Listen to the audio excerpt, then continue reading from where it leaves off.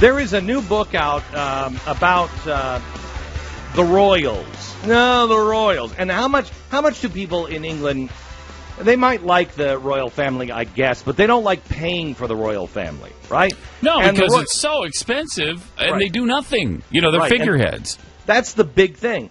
They are so very expensive. Mm-hmm. And what do we get out of the royal family? Well, a lot of people argue tourism.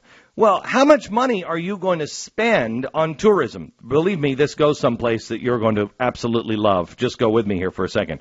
So they're for tourists, right? Mm-hmm. How much do they spend? How much is tourism worth? How much does the taxpayer have to go in for these greedy royals so they can have their yachts? Because remember, that's how they fly. They fly in giant airplanes and they vacation in giant yachts. Yeah. They have palaces everywhere. How much does it take to maintain these fat cats? Here it is. $57.8 million. Every year, they have to spend $57.8 million for the first family of Great Britain to make sure that everything's maintained and everything is taken care of and their security and everything else. $57.8 million. And the people in England are upset about it. How much did we pay our royal family?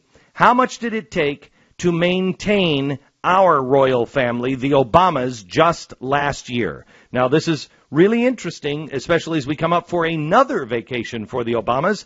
This one is going to cost us $4 million. This vacation in Hawaii for Christmas is going to cost you $4 million. How much did we spend last year? Remember, the royal family cost $57.8 million. Would you be stunned if I told you it was $50 million? Would you be bowled over if it was $100 million? How much do we spend? The total last year, a little higher than $57.8 million. $58 million, right. 60. I'm going to go a little higher, $60 million. No, come on, really, how much? All right, I'm going to say $75 million. No, not 75. $150 million. Not $150 million. All right, okay, I'm going to be crazy. $250 million. No, $250 million. Okay, here it is. 250. No, it's not 250. It's not even close to $250 million. Less. Okay, it's less. No, it's more than that. More than $300 million. $300 million. I would be pissed if it's $500. I mean, that's $500 million. $500 million to take care of the to take care of the Obamas. Yeah, when the royal family is about $58 million. Yeah, so are we spending 10 times more than the royal family? $500 million. $500 million. Is that what it is? We're spending much more than $500 million. To take care of the $750 million. Are we spending $750 million on these people? 750? No, we're not. It's more than $750 million. You're talking about royal family again is 57. The royal family is $57.8 million. How much do we spend for the family of four in Washington D.C.? It's more than $750 million. Certainly not 20 times the amount, $1 billion. No. It's not. Okay. No, that's crazy. It's more than $1 billion. More than 20 times more. More than 20 times more. It is $1.4 billion. Yeah. Last year. And you're welcome. You're welcome, Obama. America. $1.4 billion. I think that's a lot. That's staggering. We were on the bus last week, and we had no idea this book was even out. We were on the bus last week, and I don't remember what we were talking about. How the Obama administration say they want to cut, and at the same time they're talking about how we have to cut, and they're going on a $4 million vacation, and how the hypocrisy doesn't speak to anybody, apparently. Nobody. You don't even hear people outraged in the general public. A $4 million vacation? When was the last time Donald Trump went on a $4 million vacation? I mean, and it's his money. This is a $4 million vacation. While he's telling us how tough things are and he can relate, he goes on a $4 million vacation. Look, I have no problem No problem with the President of the United States taking a vacation. I've never had a problem with it. I've never had a problem with the President going on vacation when it was Bill Clinton, when it was George W. Bush, or even Obama.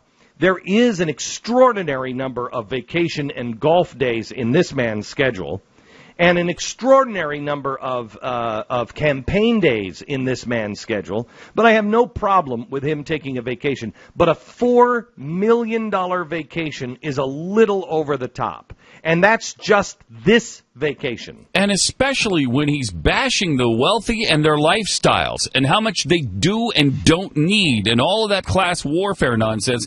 And then these hypocrites are taking $4 million vacations. If I were president of the United States, and I'm sorry, I'm not going to be Jimmy Carter. I'm not going to carry my own bags to the plane like Jimmy Carter did because I'm the president of the United States. If you're president of the United States, you have to look presidential, and you don't carry your own bags up the rampway up to Air Force One. But if I'm the president of the United States, I do have a conversation with my family and say, a lot of people are here, a lot of people are hurting, and I'm sorry, but we're not going to go on lavish vacations. We're rich enough, we can do it. But maybe we'll do it after I'm president of the United States. We don't need lavish vacations because the American people have to spend all of the money for the Air Force One. They have to spend all the money for the Secret Service, everything else. We're going to kind of play it close to home. We have Camp David. This is a place that has absolutely everything we need. Everything. And I know, kids, you want to get out, et cetera, et cetera. Maybe we'll do one vacation a year, or people save up for vacations and go to Disney World. Maybe we'll do that. In a couple of years, we'll go on a nice vacation to Hawaii or whatever. But we're not going to do this. It sets a bad example. Well, Bush did that. He gave up golf because he got hammered for the appearance, just the appearance during wartime. And so he had played, I forget how many rounds of golf. Was it 30? It was 26, I think. And they were hammering him for that. And because so he stopped because of the appearance. People were dying in Afghanistan. That was the deal. People were dying in Afghanistan, and you're playing golf. People are dying at twice the rate in Afghanistan as the people that were dying when George Bush was playing golf. And nobody says a word about it. Yeah. And again, I thought it was unreasonable to say that the president can't play golf, here in wartime. Please. The president has got to keep his sanity. All work and no play turns a man into Jack Nicholson in The Shining. You've got to play. And there's not a problem with the president going out and playing golf. I have no problem with that. It's just the hypocrisy. Yeah, exactly. It's crazy. And how is it that nobody cares about 1.4? Again, perspective. As we were sitting in the bus and we heard about a $4 million vacation, I said to Pat, I wonder how much they spend on the royal family. How much do they spend on the royal family compared to how much we spend on the Obama vacations and the Obama houses? And we got that number, and it came from a book that is now, the rage over in England. Of course, we're not saying anything about it here. It's now the rage over in England. It's more than 20 times. I would have thought, would you not have figured that the royal family, they spend $1 billion or so in Britain? Are you kidding me? Of course. 57 Look million? at the houses. That's amazingly reasonable I guess not for a family that does virtually nothing, but they're important figureheads to the British, so fine. What do you mean virtually nothing? Look, they just threw a wedding. Look what happened. Well, they do ceremonies, Glenn. They do ceremonies. I mean, these people are... But others are going to say, well, we have 310 million, they have 62 million. Even if you break that down per person, it's $6.48 here. It's about $1 in Great Britain. It's about $1 per person.